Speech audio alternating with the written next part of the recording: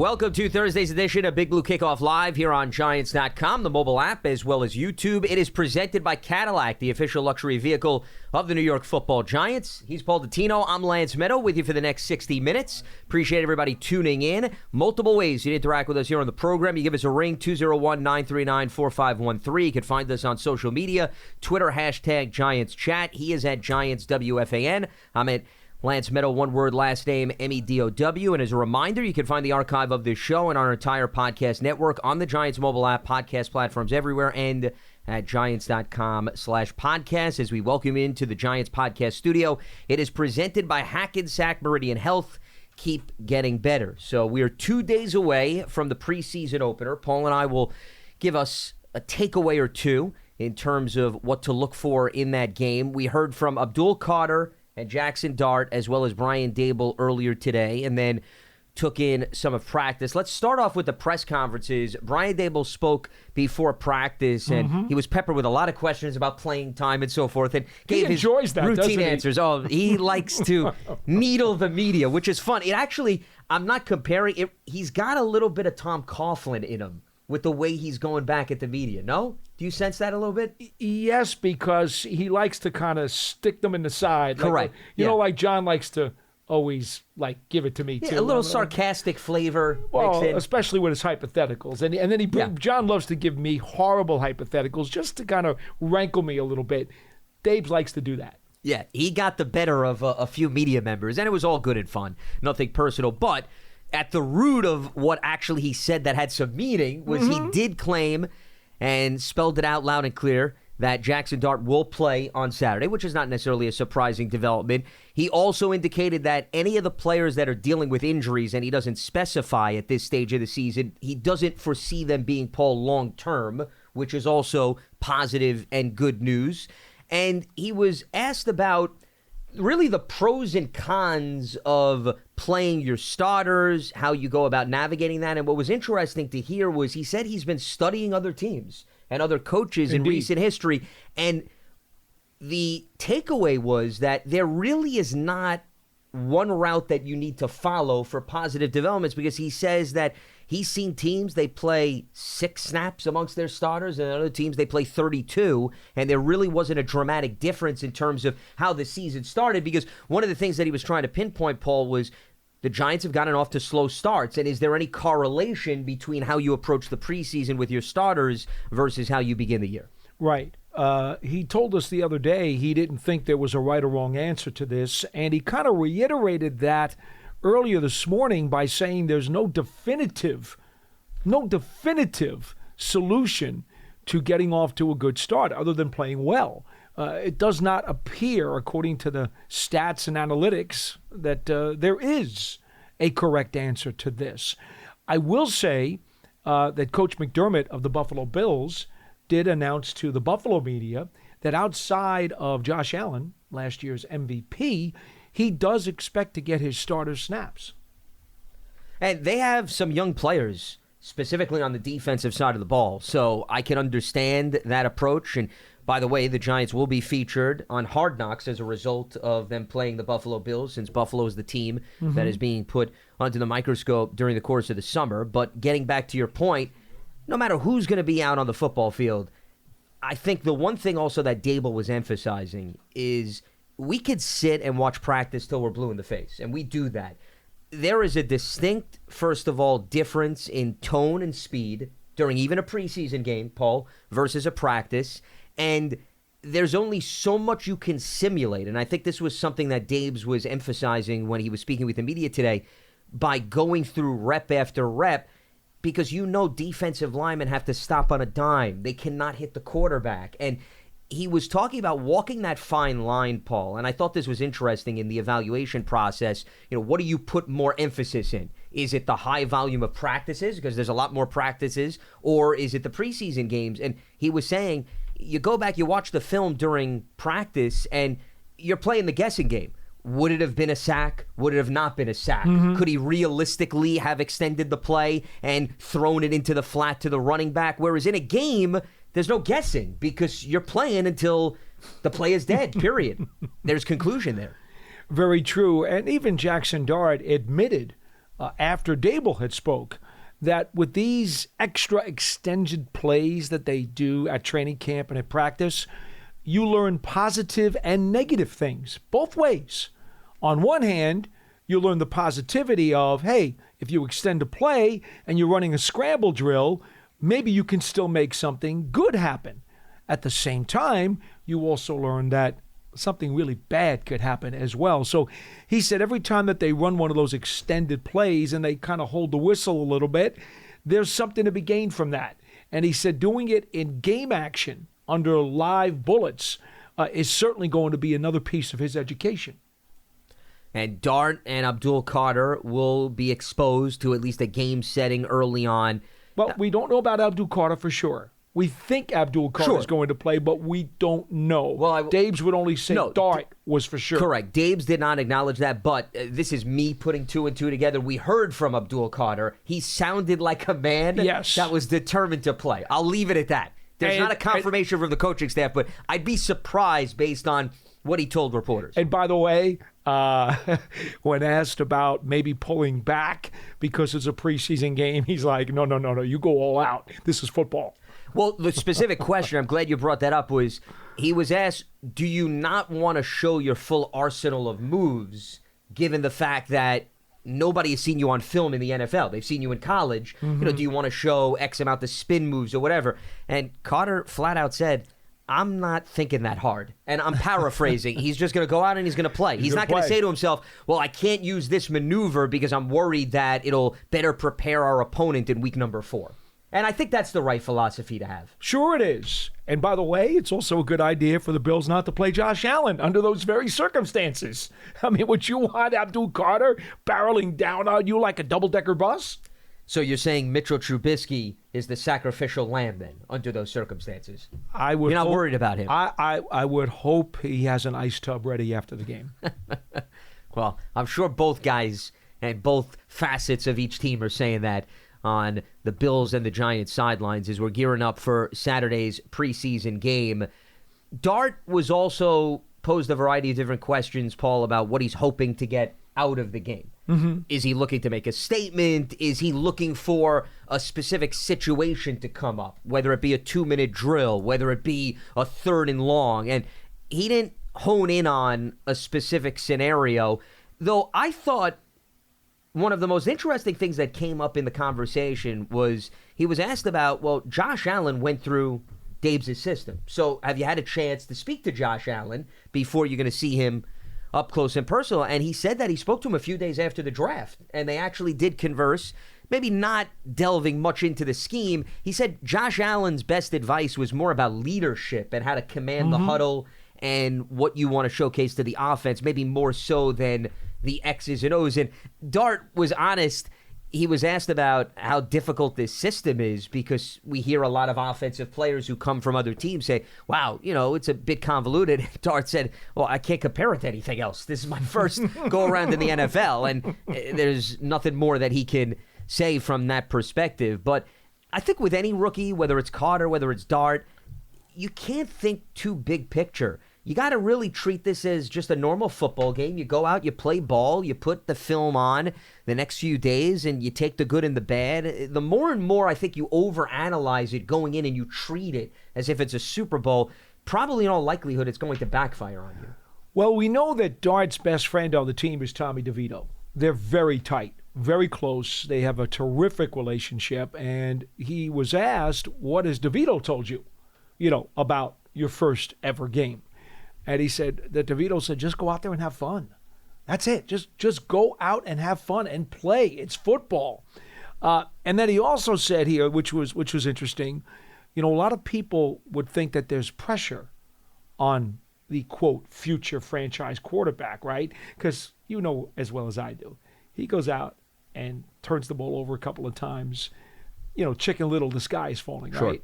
Even though he's not supposed to play for the first year anyway. That's going to be some of the There's going to be an overreaction, good and bad. Of course. Yeah. Of course. Overreaction Monday, or in this case, overreaction Sunday, right? Yeah. The day after the game. He said flat out, he is not worried about making mistakes. Flat out. He's like, I'm going out there to have fun. I'm just going to play my game. And if I make any mistakes, fine. I'll learn from them. That's it. He was very, as a matter of fact, about it. So I don't get the sense, and maybe you felt the same, he does not feel any pressure about playing in his first NFL game, preseason or otherwise. There is a calmness and a looseness, I think, to Jackson Dart when he speaks, and also just the manner in which he approaches practice. You've seen him, whether it be a good play or a bad play, and there's really not much of an emotional reaction, Paul, from what I've observed. He's not running down the field, high-fiving. Not that that's a bad thing. So I think that he understands how to turn the page. And if you approach it that way during practice, then it should roll over very smoothly during games. So I'm with you. I'm on the same page. That was my read on Dart. He's not putting the whole world on his shoulders and acting as if he needs to just ball out on Saturday to appease individuals who are high on him or quiet the skeptics, whatever it may be. And the truth is, whether Dart wows you or not, it's not going to, one quarter of action in the preseason is not going to change the approach of this coaching staff. It's not going to change the trajectory of the team's game plan, even going into the draft. So no matter what is said, no matter how loud people are going to scream it from the mountaintop, at the end of the day, it's not going to steer or change anything, whether it be in the short term or the long term. See, that's part of the beauty of taking a quarterback near the bottom of the first round.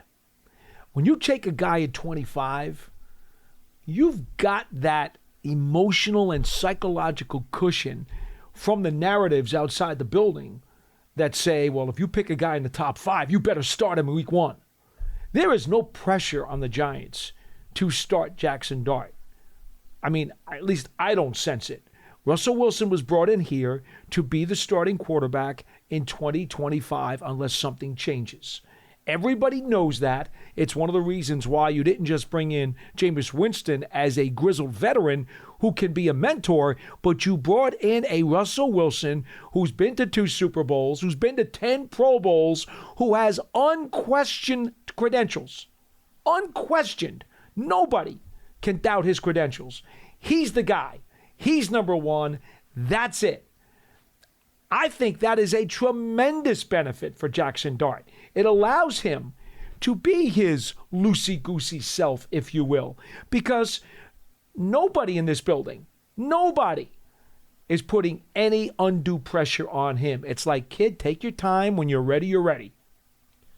And that's why you brought in Russell Wilson, to remove that part of the dialogue and the conversation. Also, Dabes has been on the record multiple times saying Russell Wilson is the starter. That's it. See, if he maybe came out and said, well, we'll see how the summer goes, it's a bit of a competition, maybe that slight door is open. The door has been closed. It's been shut. It's been nailed into the wall 100 times. I mean, think about this. If they didn't sign Russell Wilson, let's say they just went into training camp with Jameis Winston, Jackson Dart, and Tommy DeVito. I think it changes things. Changes everything.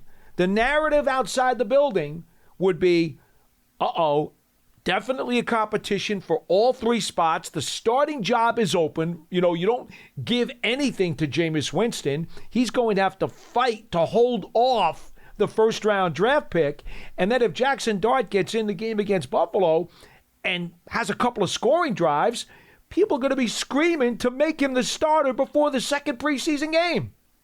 I also think it changes the conversation internally. I'm not just looking externally. I think guys in the building maybe would also look at things differently. Teammates, no? I think Russell Wilson's resume... You never know. Not taking anything away. You never know. I'm not taking anything away from Jameis Winston, but there is a distinct difference in terms of individual accolades and achievements between both of those quarterbacks. Russell Wilson is a future Hall of Fame quarterback. Yeah. And I've said it about Eli 1,000 times. It's not true yet, but I'm going to say the same thing about Russell Wilson. Who knows when he'll get in, but the guy's credentials are as good as anybody's from the past 15 to 20 years. Well, that's why his presence changes things. It does. Just him being in the building. It was a brilliant move by the Giants to bring him in. That's why I've thought all along once the whole Stafford thing came out and then that fell through, there was never a doubt in my mind that Russell Wilson was the next guy in line. The whole Aaron Rodgers thing was a bunch of hype coming from outside the building. And we've seen other teams do something similar where they bring in a veteran so that they don't rush the timeline for other quarterbacks, whether it's Aaron Rodgers, Phillip Rivers, Patrick Mahomes. There's several different examples. There's no rush to put a guy on the field. One other item from the pressers that I did want to get to before you went to the questions and our callers. Sure. Brian Daboll said, and I asked him this point blank, about because you have a bunch of young guys on this team, a bunch of rookies, a bunch of untested fellas who are going to be in their first NFL game on Saturday. I mean, some of them are going to play. How much, we don't know. But what have you said to them to alleviate their nerves, to calm their butterflies? And he said, you know what? 2 days ago, I had a bunch of veterans get up in front of the team and talk to them and tell them about what to expect. Tell them how to act. Tell them how to deal with it. Russell Wilson was one of those guys. And Dabes felt that was important so that these guys can psychologically prepare and not get too lost in the heebie-jeebies, you know? I was blown away by Russell Wilson's presser the other day. Oh, he was great. He was reminiscing about his first preseason game. I don't know if you went back. I brought up the highlights from that game. Oh, did you? And I tweeted Is it on out. YouTube? Yeah, it's on YouTube because I wanted to see how close he was to recollecting. Was he right on? He was, pretty much spot on. He said that he threw the go ball to Braylon Edwards. It was down the left sideline. It was perfectly thrown. He was a little bit off. Why wouldn't it be perfectly thrown? That's what he does. Sure. But, come on. That is your first professional contest. And then the play that he described where it was a handoff fake right, and then he rolled to the left, and then his teammate was up ahead in the field blocking. Yes. That was pretty much accurate, too. I wouldn't say that Charlie Martin pancaked the individual that he was blocking, and he gave himself also 17 additional rushing yards on the touchdown. Did he? He said it was 49, it was 32. But still, the description, though, in all seriousness, you know what they say? The breakdown of the play was it's always a line drive impressive. base hit in the scorebook, right? Yes, if you want to spin it that way. But anyway, I thought it was pretty neat, and you could tell just even all these years removed, the excitement that he still remembers revolving around. He's jacked up, and he made it very clear to us, folks. We had this conversation the other day. He wants to play. He thinks it's not only beneficial for him to play in the preseason, but he thinks he can help his teammates by being there on the field and in the huddle during the preseason. I would just say that because of Russell Wilson's stature and the respect that this organization and this coaching staff has for him, they probably will give those desires and wishes a bit more consideration than if he was someone else of lesser stature. And that's why every team and every player and every individual is not following the same script for that very reason, you just mentioned. Andy Reid just announced he's going to play Patrick Mahomes for the whole first quarter of their preseason game coming up this weekend. And, Paul, sometimes needs change from season to season. For all we know, Andy Reid, and I know they made it to the Super Bowl, they lost, there may be something that he feels the starters need to work on. And he wants to give Mahomes some additional work this preseason compared to what happened in previous years. There's nothing wrong with tweaking it. Daboll says he goes through that process pretty much religiously, year in, year out. All right, I want to get to some YouTube questions as well as phone calls, so we're going to hit it on both ends in terms of our technology. Let's start with, Paul, some YouTube comments and questions because they really are twofold. Virtually Speaking Podcast writes, I definitely think they should rest Scadaboo, even if he says he's ready. I'd rather see him healthy in the regular season. And actually, Dabe's confirmed that they're not going to play him. Well, anybody who's been gimpy and held out of practice, he's like, well, obviously they're not going to play. So you don't have to worry about that. Thomas, Scadaboo, and Slayton were on the side today running lightly with the trainers. I will mention that James Hudson, the third tackle who did leave practice early yesterday, was back in there taking some reps today. So that was good news for him. Donald lays out goals for the Giants' first preseason game. He's got 3. Number 1, play the starters for just about the first half. Number 2, stay basic and play physical. Number 3, limited to no injuries. Well, number 3 is a no-brainer. I don't think anybody going in is good hoping plan, to lose personnel. Les. Yeah, I mean, that's good plan. As far I know, going out on a limb there. As far as playing the starters for just about the first half, I don't see the main group of 11. Granted, not everybody's healthy. Going 2 full quarters, Paul. That to me is. I don't either. Yeah. I mean, back in the semi-old days, you would see maybe 2 series or possibly a first quarter of reps for the starters. Yeah. But, it's been a long time. And, again, I got to go way back till you remember the days when, Phil Simms would play sometimes into the third and fourth quarter. Well, the game has changed just a tad. It certainly has. Since then, yeah. And there have been a lot more injuries, too. So 1 or 2 series, perhaps, I think is more realistic. And as far as staying basic and playing physical, the other thing that we shouldn't lose sight on related to that comment is they don't game plan this early in the preseason for an opponent. No. So you don't even really have to worry about staying basic. They're going to run whatever the group is comfortable at this stage in training camp running, especially if it's rookies. I mean, they can't afford to get that fancy because they're not studying Buffalo for the last few days leading up to the game. So, Paul, there's only so much you're going in and scheming accordingly based on the personnel matchups. Right. And let's not forget, I mean, especially in the second half, I think it's pretty safe to say you'll see a lot of guys deep on the depth chart getting almost all, if not all, of the second half reps. Well, how deep can you expect those guys to be comfortable and know the playbook? I mean, honestly, no. You can't go that deep. It's not practical to expect, let's say, that your fifth string safety, knows all the defenses. Yeah. Plus, what also happens because of injuries in training camp practices in the preseason, it could become a little bit of a mishmash where guys who are on the second team move to the first team, and therefore they may have not had as many reps with that quarterback who normally doesn't run that offensive unit. That's the other thing to take into consideration, which is why you want to keep things as basic as possible because the timing is not where it needs to be, at least at this point. All right, one announcement here before we open up the phone lines with another impactful draft and free agency class in the books. That means it's full steam ahead to the 2025 season. You can take your fandom to the next level with a Giants season ticket membership. You can catch all the action at MetLife Stadium with an exciting home schedule on the horizon. With a membership, you will also stay connected to the club all year round, not just on game days with exclusive member access and benefits. To learn more about a New York Giants season ticket membership, visit Giants.com/tickets. As we are here on Thursday's edition of Big Blue Kickoff Live, he's Paul Dottino. I'm Lance Medow. It's presented by Cadillac, the official luxury vehicle of the New York Football Giants. We open up the lines. Donnie is in Queens as he gets us going here on BBKL. What's happening, Donnie? Hey, guys. It's been a while. I haven't been able to call in too much recently. Thanks for taking my phone call. Well, we hope everything's well. Go ahead, Paul. We hope everything is well. Yeah, no problem. Good. The 2 o'clock time just isn't as conducive. We'll talk to Coach Dable for you and try to get back to the earlier time next night, okay? You're a busy man. We understand. I wish he would be less coy about what he's doing with his lineup this weekend because I'm excited for the game.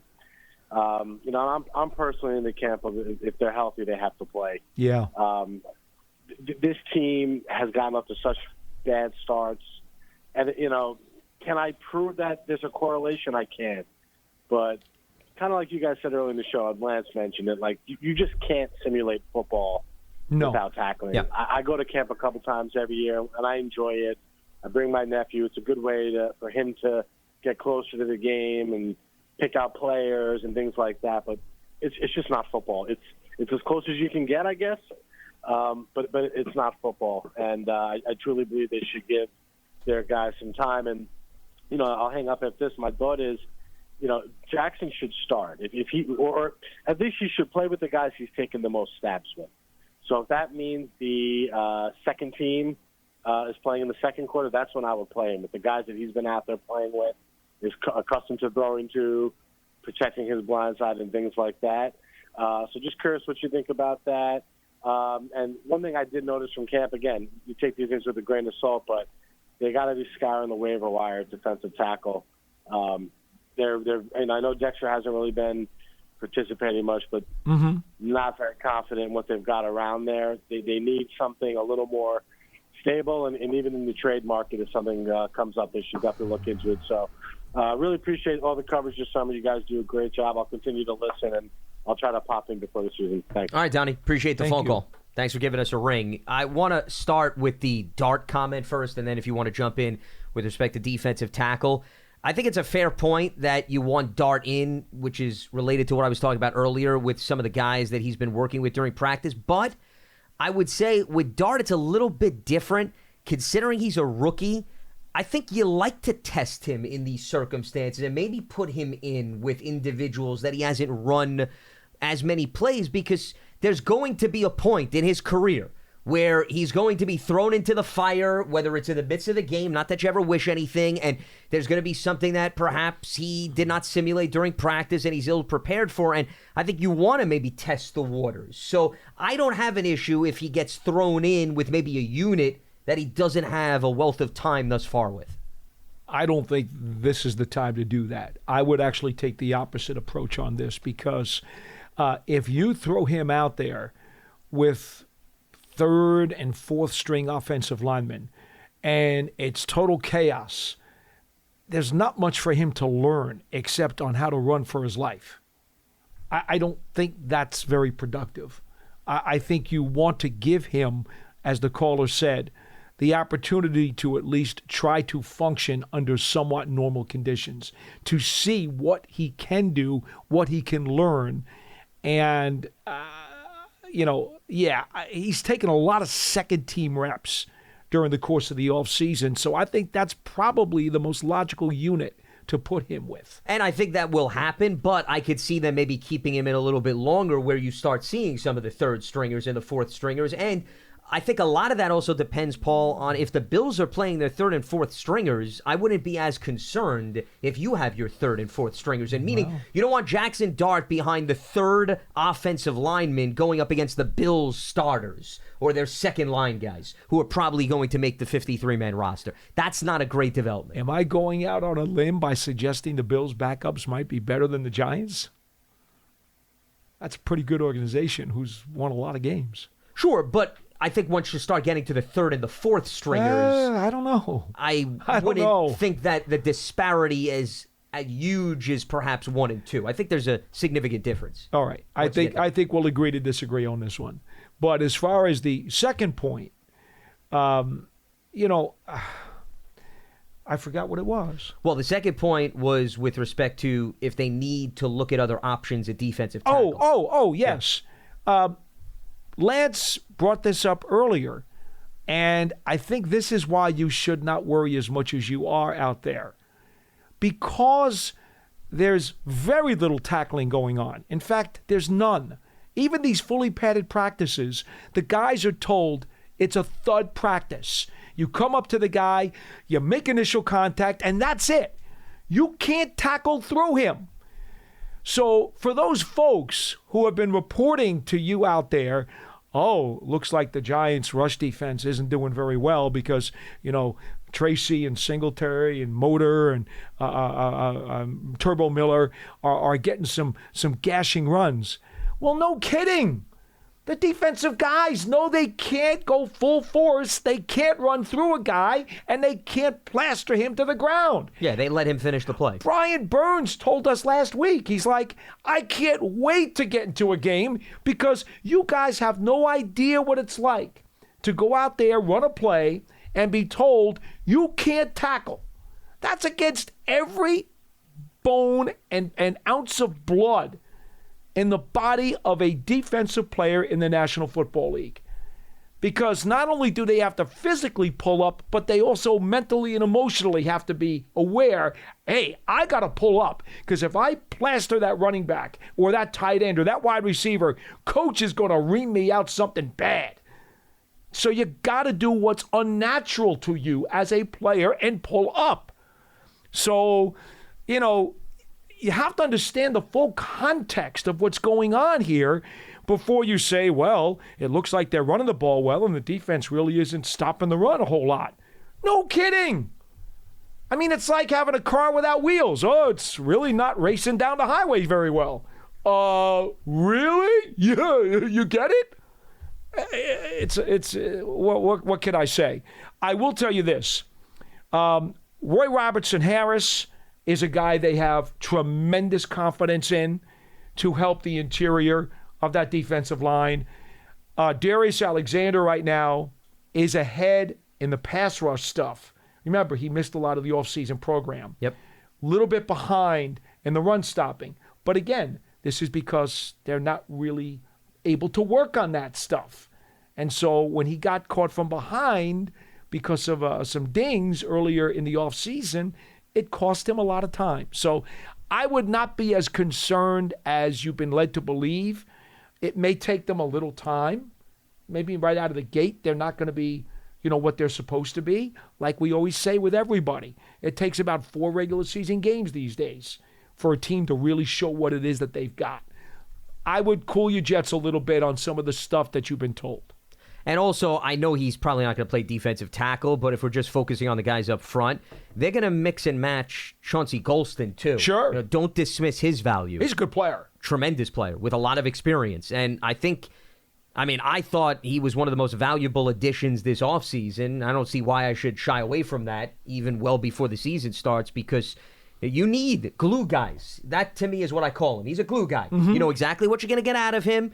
It's not as if he's going to blow you away with, a 10-sack season, but he's going to do enough things to help the guys around him, and you could plug him in just about anywhere, and he'll be comfortable.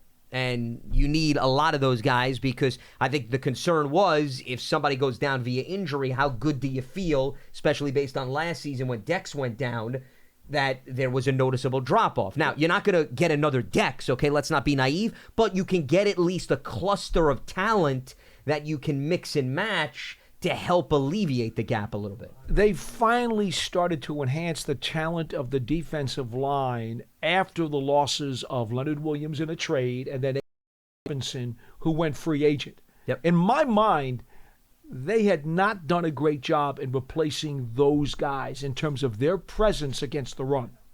And those two guys, the common element is seasoned veterans who have been in the NFL. Big and strong, too. Yeah, no doubt, who can eat up a lot of space. Let's head back to the phone lines. We got Abdul in Minneapolis here with us on Big Blue Kickoff Live. What's happening, Abdul? Hey, guys. How you doing? Doing right. I'm sorry if I'm beating a dead horse here, but talking about playing starters in the preseason. I think one of the biggest shortcomings of Brian Daboll is that his teams sometimes do not seem to come out prepared, or they start very slowly. Last season's opener against Minnesota was just embarrassing. They looked like they were, like one team was a professional team, the other team was not. And I think it's kind of a larger picture with the NFL in general, because I think Paul just said that it takes like 4 games at least to start playing really, really good football. And so I think it's imperative this year, especially with the new quarterback, because they don't have a lot of stressful situations during practice and stuff, is to get these starters as much game time as possible. So when they play Washington and Dallas the first 2 weeks, we don't start in an 0-2 hole, And I think if we are serious about this season and we want to actually compete and not, get Jackson Dart ready, get Russell ready, it's imperative that they play their players, the starters, I think, every single preseason game. A series or two, then ramp it up a little bit, then, the last game not to. But I think it's imperative, more so than any other season, because of Russell Wilson being new, that they play. I think it really depends on the team. I don't think there's a rule of thumb that applies everywhere. And the reason why I'm saying that is I remember 2 years ago, Abdul, the Giants were playing the Carolina Panthers, as Paul maneuvers his technology. Sorry. If you heard that. And if you remember Daniel Jones and company, they were in there for the first series, and they just marched down the field, And everybody's reaction was, wow, this offense could be legit, could do a lot of damage. And then we know what happened during the rest of the season. Now, I understand there was maybe a little bit more continuity, which differs from your point. And I have no problem throwing out the starters, especially if Russ feels he wants a little bit more game action beforehand. Yeah. I wouldn't read so much into, even if they play, regardless of the results, that it's automatically going to carry over to a stronger start. I guess that's what I'm bringing back. I guess the correlation is assumed, or but it just seems logically that the more a team plays together, the more in sync they are. Correct. More and more comfortable with one another. Yeah. So that's my 2 cents. I think it's been discussed enough. We will see, come Saturday, which I can't wait, by the way. I'm actually camping in the North Shore of Minnesota, and I found a bar in Grand Marais to watch the game. So I can't wait. Nice. So second point, I really think the Giants, if possible, you should look at signing Will Hernandez. I just think that, if they want to be a great team like the Eagles would make that signing. They wouldn't go into a season with they try to get the best players on the field. And Will Hernandez, the past few years, was arguably one of the best guards in the league. I know he got hurt, and also, if I'm not sure if they can afford it, but I think they should move mountains to get that guy back on the Giants, because the interior line is the weakest part of the offense. Right now we have Greg Van Roten, and we're hoping Evan Neal is good. And I don't like hoping. I like more definite. More of a definite thing. So I see that he's been cleared to play, and again, it takes 2 to tango. He wants to keep, he has to, want to come here and be affordable. But I think the Giants should get Will Hernandez. Real quick. Third thing here, real quick. It's August 7th, and I'm going to wait until this week for this game. But I think the number one reason the Giants are not successful will be the run game. I still don't think they did enough in the offseason to patch the holes they had last season. I'm just not comfortable. But I'm going to wait until I see it before I really start panicking. So, all right, Abdul. Appreciate the phone call. Yeah, I want to react to a few things. Number one, remember, there's John Runyon on the team, too. He was only focusing more on the right side, what's going on. Mm-hmm. So you still have Runyon at guard. Hernandez was just cleared because of the significance of the injury. It took him a very long rehab process. And there were actually reports the other day that he's already meeting with his former team, the Cardinals, and that they may just simply reunite because that team knows him better than anybody, considering that's where he played well. So I understand the last caller was speculating, but it's possible in a day or two he may not be available anymore because he may just return to Arizona. And I think from the Giants' perspective, Paul, and I would respond to this if anybody else calls up and throws out any other offensive lineman on the market, I think at this stage of where you are in training camp, you want to do everything in your power to continue to evaluate the guys in-house before you're going to turn to an external option.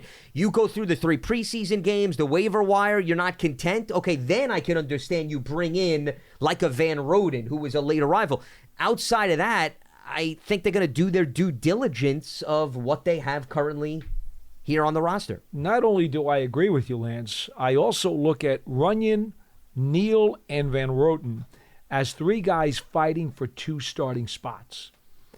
If you're going to add somebody at this particular moment in time, you have to be 100% sure that the guy you're bringing in, and of course you have to make an agreement with him anyway, and he's got to want to come, and the money's got to be right and all that stuff. But aside from that, philosophically, you have to be sure that that guy you're importing is appreciably better than the options that you have in-house. Well, I don't think that's the case. I think Will Hernandez is a functional starting guard in this league. I don't think he's appreciably better than Runyon or appreciably better than Van Roten. I mean, honestly, if the difference is, 5.5 centimeters, are you really doing yourself a service by bringing in a guy at this point in time? No, you're not. And he's got to learn a completely new offense, by the way, too. No question. And then, of course, we talk about Evan Neal, and I'm sorry for all the people who've been down on Evan Neal over the years. I get that. But right now, training at guard, they seem to believe there is quite a lot of upside there. And certainly he's got more upside as we sit here today, at least in the Giants' eyes, than Will Hernandez, who is clearly a known commodity. There's no more upside to Will Hernandez. You've already seen the best he's got to offer. Sure, but you also need to see whether or not he could get back to that level. And we don't even know that either. That he's coming off of. Absolutely. That's more of a reason why. I'm sorry. I think there are a lot of reasons why the Will Hernandez suggestion just does not make any sense. And as far as the run game, which is connected to that, yeah, that's going to be a huge facet to determine where this team goes. Now, you look at the arrival of Scadaboo, and hopefully he returns to full health, that he'll add a new dimension in terms of toughness, in terms of catching the ball out of the backfield. Because remember, the role the running backs play as receivers out of the backfield is an extension of the run game. So when people throw out the run game, it's not just conventionally what you're gaining on the ground, it's what your backs can do as a staple of the receiving corps. That's how you have to look at it this season, too. Mm-hmm. And I think that's the area that may improve more so than maybe the pure yardage on the ground, Paul. I look at that as helping up what your overall rushing potential is. Well, look, overall, I think we believe that just having Russell Wilson running the show back there is going to lift practically every facet of this offense. And, you know, how they have to respect the quarterback and look at him differently. Yep. Yes. Look, with all due respect, and we know, I'm a big Daniel Jones guy, but with all due respect, the way things crumbled with him last season after the first 5 weeks when it started to go downhill, defenses were not respecting the Giants' offense when they stepped on the field. There wasn't enough evidence to make them feel that way. And so defenses were clearly starting to cheat. And, we all know that that's just an absolute recipe for poison in the NFL. When defenses can start cheating against you, what are you going to do? I want to go back to YouTube, a few questions/comments in terms of preseason NY2PA. I want to see the bubble players. We need solid backups. Then related to that, J-Fed, I'm okay playing Wilson and the starters who are healthy for a series or two, then the backups, bubble players. And I can assure you, you're going to see a lot of the backups and the bubble players because they need to evaluate to see who could separate themselves from the pack. So without any hesitation and question, you will be able to fulfill those wishes and then some. Logan Van Zant brings up a question about Cam Scadaboo. Does Cam having a full, very heavy load in college have any effect on the decisions with maintaining his injury this preseason? The simplistic answer, I would say, is no. I would not read into, and remember, he was 2 seasons at Arizona State. Prior to that, he was at community college. Right. So he had 164 carries in 23. It was up to 293 in 2024. For a college player, I mean, that's significant. It is. But Russell Wilson, and I understand he plays a different position, Paul, but Russell Wilson has been in the NFL for over a decade, and he's running around, right? We're watching him extend plays, and I wouldn't say that workload makes him more susceptible to an injury. So I understand the point, and it's fair to bring it up, but I don't think that's the reason why he's sidelined at this stage. If you're at all concerned about Scadaboo's durability, it would probably be more long-term with the style that he runs with, if he is going to be a really counted-on short yardage back and perhaps a goal line back. Well, over the course of time, those guys do tend to wear down and may have shorter careers or shorter primes because of those combinations of factors. That, to me, is about the only thing that I would say about his durability.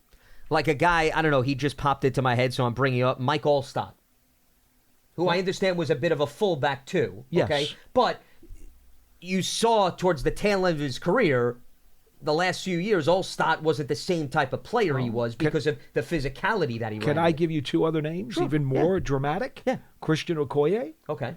Pete Johnson, 2 guys who played bowling ball physicality with the football. And they flamed out a little quicker than I think a lot of people had hoped. I'm looking up Allstott because I have him up. And so he that's certainly why, applies. Yeah, I'm sticking with at least that comparison. From 1996 to 2002, he played pretty much 15 or 16 games every year. 2000 was the outlier when he had 13 appearances. And then 2003 went down to 4 games, 04, 14, and even the volume of starts that they could rely on. Forget the games, because games sometimes is misleading. The carries, the workload. He went from 146 to 27 to 67 to 34 to 60. Those were the last 4 years. That is a noticeable drop-off. Well, that's why it's important to note that Scadaboo does have an X factor in his back pocket, and that is he does see the hole well, and he's not always anxious to run into contact. This is a guy who will find the seam, find the crease, and is not afraid to run to daylight. Unlike some of the guys we were just talking about who were like a collision course every single time they were in the game. It was snap after snap, pound, pound, pound, pound. Scadaboo does pound, but he also does find ways to get to daylight and will run through creases. He will not always run his shoulder pads into a telephone pole. Plus, the other thing is he's got Tyrone Tracy as a teammate. And it's not as if Scadaboo is coming in and he's going to be the guy that's going to get 250 carries. They're going to play off of one another, assuming they're both healthy, and we'll see probably a third back too. So that's going to alleviate the workload. It's not going to continue the volume that he had in college and roll over here. Not that they're the same players, but in 2000, when the Giants had Thunder and Lightning, Tiki Barber and Ron Dane, okay, those guys, it wasn't quite a 50-50 split, but it was pretty close. And the idea was that the team wanted to have an effective running game. They got some pretty good efficiency out of both guys. I mean, even Dane ran for well over 700 yards that year. Sure. I know his career went downhill after that, but that rookie season, Ron Dane was an impactful player. Well, it's twofold, Paul, to piggyback off of your point. Number one, it's to keep the guys fresh over the course of the season and a game, but there's also something to be said, and if you speak to defensive players, let's utilize the Giants personnel. The Giants, they throw Cam Scadaboo your way, okay? There's that physicality. You really got to embrace him. You got to bring him down, even when he catches the ball in the backfield. Okay, then 3 plays later, after you've just emphasized the physicalness of Scadaboo, now the elusiveness of Tyrone Tracy comes in. That's a bit of a headache and a quick changing the gear for a defensive player. So that's also why having a 1-2 punch is great, especially if stylistically speaking, they're not similar to one another. Well, that's also one of the reasons why I tend to be in favor of trying to keep Dante Miller. His speed out of the backfield is a totally different level. Yeah. I mean, I quite saw it up close honestly, and personal, so I know you did when you were at Columbia. I mean, I'm sorry. As much as we love what Tracy and Scadaboo have done, and, you know, obviously Singletary is a high-quality pro who's done a lot of things in this league and for a lot of good teams, Dante Miller has an extra gear that nobody in that running back room has. He does provide another facet of weaponry to the Giants' running game. I would love to see him stick, but I don't know. Are they going to keep 4 backs? We just don't know. It's the numbers game. But I think he'll have a legitimate shot if he doesn't make it to be on the practice squad. Oh, I think he's a lock for the practice squad, again, for the second year in a row. Let's head back to the lines. We got Jacob in New York here on BBKL. What's happening, Jacob? Hi, how are you? How's it going, guys? Doing all right. What's on your mind? What's on my mind is that I love how we, as Giants fans, diehard Giants fans, you love to be optimistic, think the best about the season, think best about the team. But if really going down to it, you look at the schedule this year, the Giants are lucky to win 5 games. They're lucky maybe 6 games. You know, it's a very tough schedule and a very hard. They're on the road a lot and in the hard games. It's not an easy schedule for them.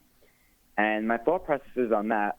If the Giants end up, let's say, in the top 10 again, do we go and draft a quarterback the following year? Is that the whole stardom that we pictured in our mind? Is that over with, or are we going to somewhere new? Because we're going to have an earlier pick. There could be good quarterbacks coming out of the next draft class that we could take. And now what do we do with the whole Jackson Dart? Even if we play him a couple games, he has an average or maybe even better than average year. But now you have a much better quarterbacks in the top 10 next year. What do you do in that position? And that's like I know it looks optimistic, but in the most realistic way, that could be the outcome going into next season. Where now, what do we do with Jackson Dart? Do we keep him or do we? That's what got me thinking. Here's what I'm going to tell you, and it's way too early to think about. And I'll let you go on that note, Jacob. Thanks. Way too early to think about next year's draft. Just a tad. But if you wanted to line up some puzzle pieces and some dominoes, as he has no doubt tried to do, it's quite clear. The most logical place for the Giants to go, if they're drafting high next year, unless something unexpected happens involving Jackson Dart, is you get yourself a super stud offensive lineman. I think that's pretty obvious to me right now. Today, if I had to take a guess, it'll be a super stud offensive lineman, given the scenario that you painted. Because, look, no matter how well they play this year, okay, we're talking about Runyon functional. If JMS is functional, that's fine. But if you're picking high and you can get a blue chip, Pro Bowl caliber offensive lineman, it'd be pretty hard to pass up. Well, I will say this. If we're going to go down the hypothetical road. I know, and I hate doing that. No, but he wanted to. My response would be, let's get to week one. I mean, we haven't even finished the preseason. No, but let me. I'm with you. I just want to respond. In terms of the hypothetical, remember, a lot depends on who the decision makers are, Paul. Okay? And once again, I'm not speculating or insinuating anything, but if there are no changes, the individuals that brought in Jackson Dart, okay, they're going to still support the piece that they brought in. That's not going to change. So I'd find it hard to believe that even if he plays 4 or 5 games, that the script would be flipped to now all of a sudden head in a different direction. And how do you support a young quarterback? By giving him stability. And an offensive lineman. Sure. No. Well, that's what I'm saying. No, but hypothetically speaking, if there are changes, when a new front office comes in or whatever it may be. You're going to go the other way. No, what I'm saying is they're not aligned necessarily with previous draft picks. Mm-hmm. So you have to at least keep the door opened that if there is a high pick and they want to go after the quarterback, it's not crazy. So do you understand? In order to answer that hypothetical, there's other movable parts that are going to influence there always are. Where you go with that. Meaning it's a spider web. Thank you. Exactly. Okay, we got it in. Can I have my royalty on that? I will think about maybe paying you at a date to be later named. Okay. But I had to get that in because I thought it would fit in. It'll cost you double if you go to Layers of the Onion. Yes, well, look at this. We're just rolling the puns off the tongue here as we near the finish line. Speaking of nearing the finish line, Wilson is in Roxbury here on BBKL. Oh, we're well past the finish line with Wilson. Yeah. My two buddies. Hey, how you guys doing? Well, buddies is used very loosely on this program, but go ahead. I try to be your friend. I don't know why you don't like me as much, Lance. I think you're reading too much into what I'm saying here. We're having fun with you, man. It's okay. Yeah. What do you got, Wilson? What do you got? I know we don't have any time, so I'm going to go right up. Paulie, I'm going to tell you, before I get to my main point, because you're driving me nuts, I'm going to tell you why we need Will Hernandez here. You know why? Because since Brian Daboll's been here, the Giants are the softest team in the NFL. They get punched in the mouth and they don't do nothing. The other teams laugh about it on their sideline, and we don't do anything. So that alone is enough reason to have Will Hernandez here. Because Will Hernandez, I know him. We know him as a rookie. There's one thing he's not. He's not going to put up with anybody laughing. He is a scrapper. I agree with that point, Wilson. Okay. He is a scrapper. Yeah. I could understand that being a benefit to any team, an offensive lineman who will fight. Especially the Giants, Paulie. Especially the Giants. But anyway, Paulie, let me ask something because you're driving me crazy. Last week, I told you and John, you guys sound like you're just blaming Daniel Jones for everything. And that Russell Wilson is going to fix everything. You told me, no, Wilson, that's not true. We don't blame him, and Russell Wilson is not going to fix everything. If Giant fans think that Russell Wilson is going to fix everything, we are for a rude awakening. Just now, Paulie, you told me that he's going to elevate everybody. He has. Well, hold on, Wilson. Wilson, hold on. Anybody, he's done. Fixing everything. Wait a minute. No, you're making an accusation, and let me make sure that we've got the definitions correct. Fixing everything is not the same as elevating everything. Russell Wilson, at this stage of his career, Okay? He is not the same guy who played with beast mode with Seattle and went to 2 Super Bowls. Okay? He's not that guy. He is a lesser version of that guy, which means he's not a top 6 or 7 quarterback anymore in this league. He's not.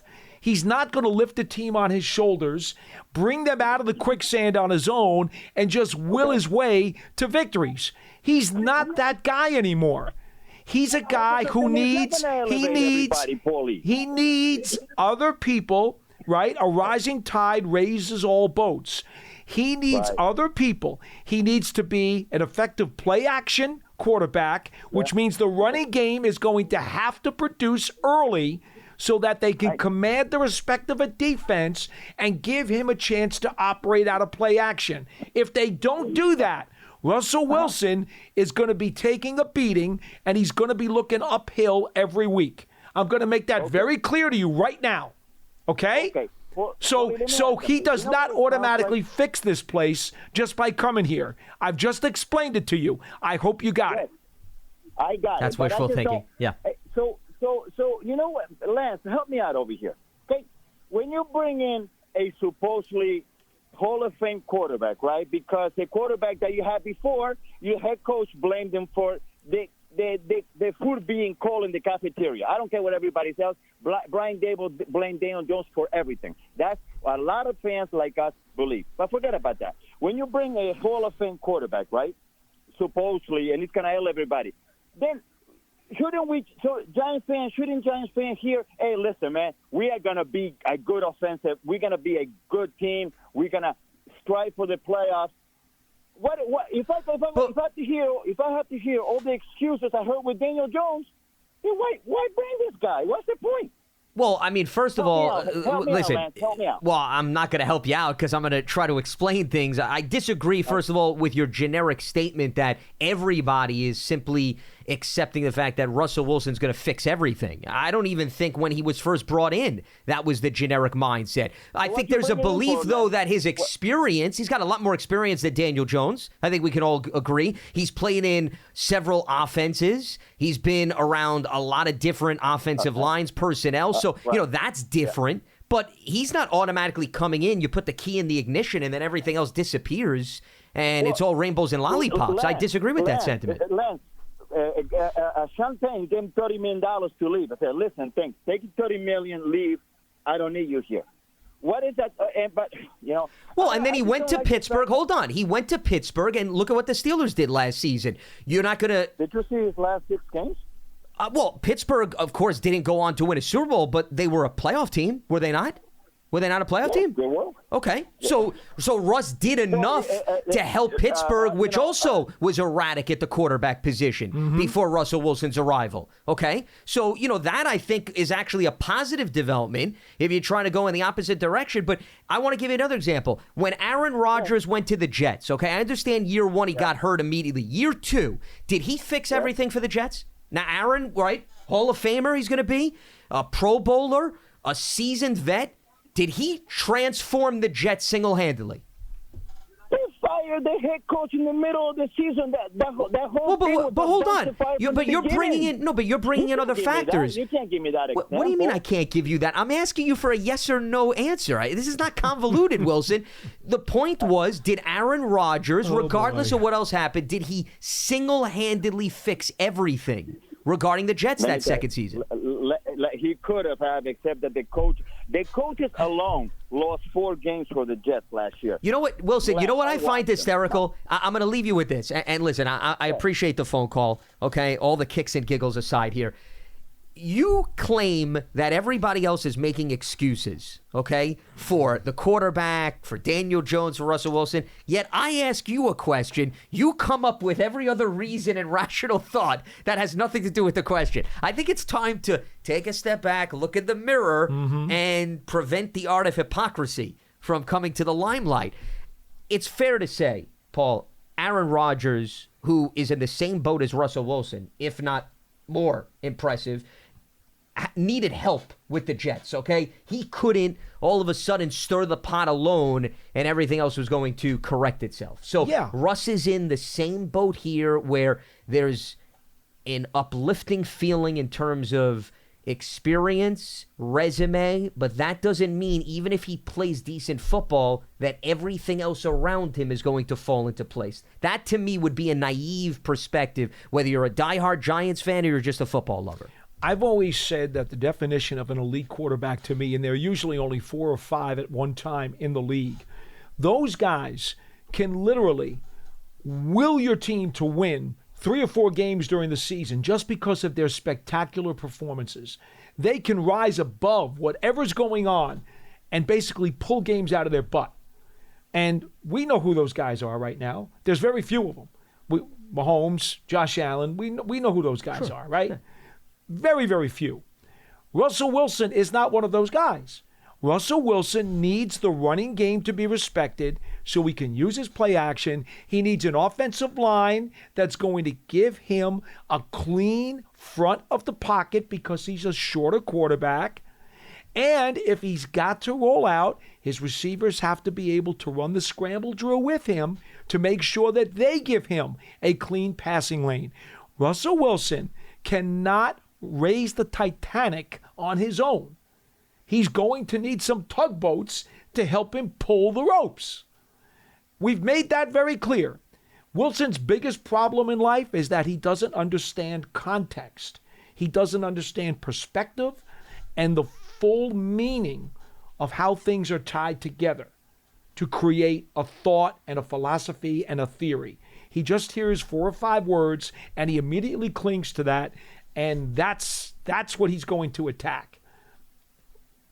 It's, it just takes a little more thought. That's all. And there's going to be an adjustment period because Russ does like to extend plays. Even some of the offensive linemen. Greg Van Roden was asked, Paul, earlier this week, what's it like blocking for Russ? And he said, well, Russ, is going to extend plays. So that means that when the quarterback normally gets rid of the ball immediately, you can move on. With Russ, you can't necessarily move on. So there's a give and take with respect to that as well. The spider web. There you go. It's amazing. They bring in the Giants a guy with the name Wilson, okay? And Wilson can't even get behind him under those circumstances. Whatever. It's amazing. All right. That'll wrap up Thursday's edition of Big Blue Kickoff Live. It's presented by Cadillac, the official luxury vehicle of the New York Football Giants. And a reminder that the archive of this show and our entire podcast network is on the Giants mobile app, podcast platforms everywhere, and at Giants.com/podcasts. For Paul Dottino, I'm Lance Medow. Stay locked to Giants.com for all the latest, and we'll speak to you on Friday right here on Big Blue Kickoff Live. Have a good one.